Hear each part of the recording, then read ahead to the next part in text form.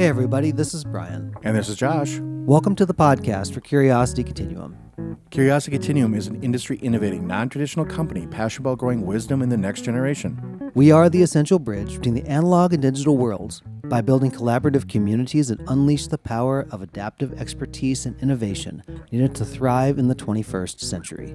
We combine and mix essential elements needed to empower people to succeed in new ways, not possible outside of a creative, thoughtful, diverse community of fellow curious people. Follow us on your favorite podcast app to receive notifications of new content. If you like what you hear and want to dive deeper, visit us at curiositycontinuum.com. Thanks for tuning in. Let's start the conversation. Josh is shaking his head at me because of what I named this episode. The pun master Brian, we would call him. I mean, you know, I'm solidly a dad. I have to... Yeah, I mean, here's the thing that really creeps me out is like I don't have kids, but I'm like an expert dad joker. Like I've got the expert like level of stuff down, and even my dad's like, he goes, "Man, that's really good," you know. All right, folks. So this episode, Josh said we haven't talked about sci-fi in a while, and if I want Josh to speak for the good majority of the episode, we talk about sci-fi. We talk about something I like gaming or sci-fi or movies or something. It was really Josh that did give me love of sci-fi, and that was through Star Trek, which we're not talking about today. We're going to talk about Dune. Now, the time of this recording, there are 2 Dune movies that have graced the theaters, done very, very well worldwide. This was a movie, some of you may remember, you mean the movie in the 80s, I think with David Bowie and Sting or something like that? And they made another one in the 90s. So there's a few of these. That was a sci-fi only, a sci-fi channel movie.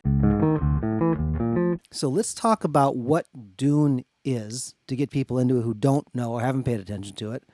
Josh, why don't you kick us off? Tell us how Dune came to be. Sure. So like Dune it's Frank Herbert.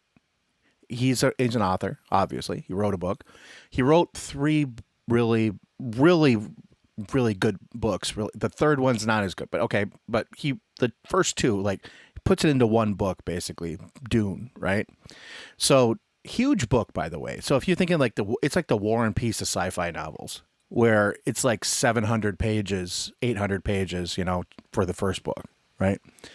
But anyway, it's this epic tale, really. It's a space opera, if you really want to think about it that way, of like, you know, family with the king and emperor, and like families that are, you know, betrothed to others to do things for them. I don't want to like ruin everything, but it has lots of interweaving parts, but it all takes place on other planets. And there's like a planet that has like, it's Dune. It's like, that's why they call the book Dune, obviously, because it's all sand. Right. And it seems like but it's this important place because they can mine the spice.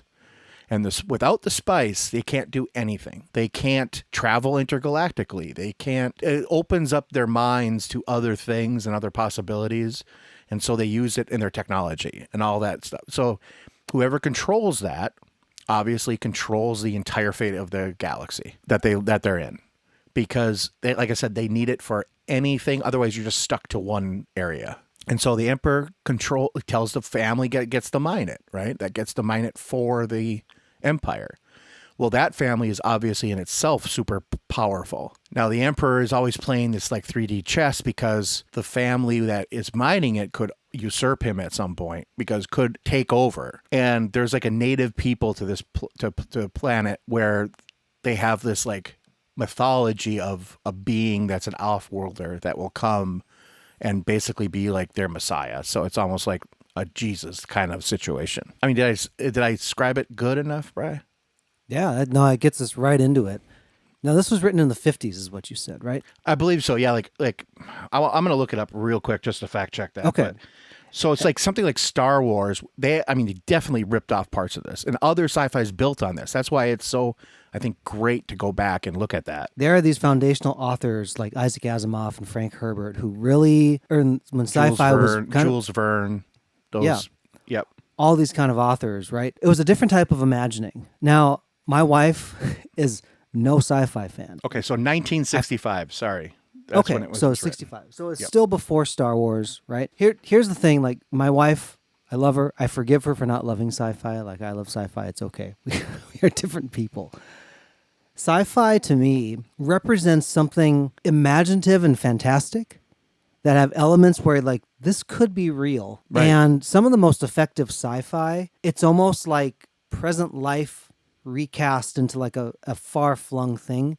It almost makes you think about your current life differently because even though it's the same issues, it expands scope or it positions it differently where it almost bypasses what you would expect. Yeah, for real. Like that's the thing with sci-fi, and I think good sci-fi does have a grounding in reality, and then you accept the fantastical part, right? It's either like magic fantastical or technology fantastical or a little of both. I think that's where Dune really hits it. It hits it really well with it gives you something like you understand like a structure of hierarchy in like a feudal system, and that's what this is, right? So you kind of get that. And then the fantastical part of it is like, this spice, right? It's kind of nebulous. And you're like, okay, I can accept that. And then you just kind of go on for the ride. I love sci-fi because, like you said, it does kind of make you think. It makes you kind of go. But I also love sci-fi from a standpoint where I can zone out for like 2.5, 3 hours if I'm watching a movie or if I'm reading a book even. And I don't have to think about anything else. It totally engages my mind that way. I'll tell you that I was new to Dune. I've tried to read Dune the book and I didn't get very far into it, I'll just confess. I still have the paperback somewhere. It's hard. In my It's a files. hard book. I'm going to tell you something. It's a hard book, and I enjoyed the book when I read it, but I really didn't fall in love with it until the movies that came out in the 90s, and then I started consuming more of that content. And now the new movies, I think they're fantastic. They are fantastically done, well executed, beautiful cinematography, right? I'll tell you this, what I found really different about Dune, at least I'll talk about the current movies. I'll let you talk about the literary works, right? Yeah.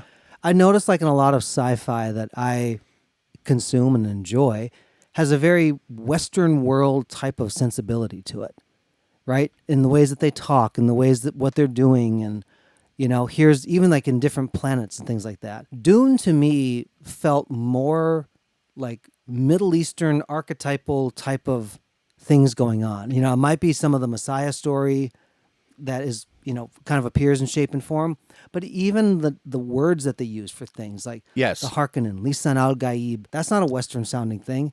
And that part of the world is the oldest part of the world, is in that area. Yeah. Yeah. And when you start to hear terms like that and you start to see imagery that reminds you of something, and they did a beautiful musical soundtrack for that whole thing, it harkens back to something like so old, but yet you are thousands of years flung into the future. And I feel like this timeless component that comes into the story because it feels new, but there's something very deep, almost like you want to know this story. Yeah, and that's what I was saying. Like, I think it's almost archetypal in a way. Like, this is a story that everyone can understand. Now, I know people that hate sci-fi stuff, that just hate it. And I'm like, I don't understand why I can understand why you wouldn't like it, but hate everything. I mean, you got to point to something you could like. Like, I don't really like country music, but I can point to songs I actually enjoy. I don't choose to like listen to country music on my time. When I go to Nashville, I get way more of it than I would need to. So, I'm totally okay with that. Right. But that's the thing to me is like, also, I think that the literary works, for example, like in the first book, there's these creatures called sandworms, and you don't really understand their relationship to the spice. A lot of people think, oh, it's the poop from the sandworms, but it's really not. And you can like ride these things, right? And there is The sandworms. Yeah, the sandworms. There's a description in the book. I think it's something like 200 pages of all of him riding the sandworm for the first time. And when I watched the new movie, I totally remember that from the book. And it's like, to me, it's like, in the way I pictured it in my mind is the way it was. And I think that's what Frank Herbert did really well. It was long and drawn out. He was a wordsmith, but he was a master at putting stuff together. So like when you read it in these books, if you read it, you understood what he was trying to say to you.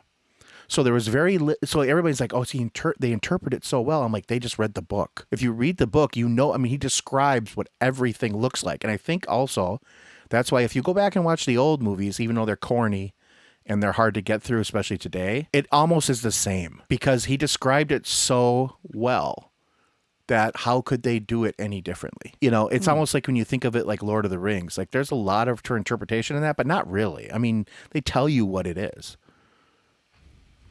That's fair. And if you're listening to if you're using the original work, how can you go wrong, right? I think that depending on the type of creativity that you allow yourself.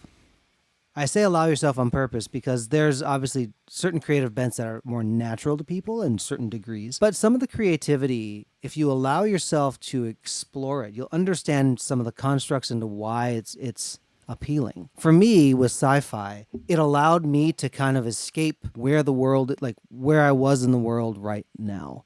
Yeah. And I don't get me wrong, I really like gritty, like real life type of stuff. Mm-hmm. When it comes to movies and entertainment and things. However, this thing almost turns on the, what if this was this way? What if the world ended up like this? And I kind of think I try to find my place in that. And sometimes I'm like, I don't know where I'd even fit there. And some places I'm like, I totally could be there. Like they show a busy street, and there's merchants and there's different creatures from all around. I'm like going, this is a really cool idea. And like my mind started to go, how would that actually work? And then you could just geek out and go like, well, how do they all breathe the same amount of like how can we air? all talk to each other? How can we all Right. Yeah. Because if Siri was a universal translator, like boy, there'd be a lot of miscommunication going on. It's miscommunication between you and me, and we both speak English. Well, we mostly speak English, and also I think you bring up a good point too, because it does tickle the brain a little bit and it gets you thinking that a lot of technologies that we create come from sci-fi. Mm-hmm. I know we've talked about the Star Trek stuff before, but like I also just read this article, and this is why it's great to talk about Dune a little bit. It's they've created like a still suit that will, and the still suits are, because they're in the desert, they recycle all the water, sweat, urine, everything into something you can drink. And a company created one of these apparently. And it's not like it's a prototype, but it works. So what an interesting concept, like for people in the desert, or if you're going to a harsh environment, or if you're just going hiking.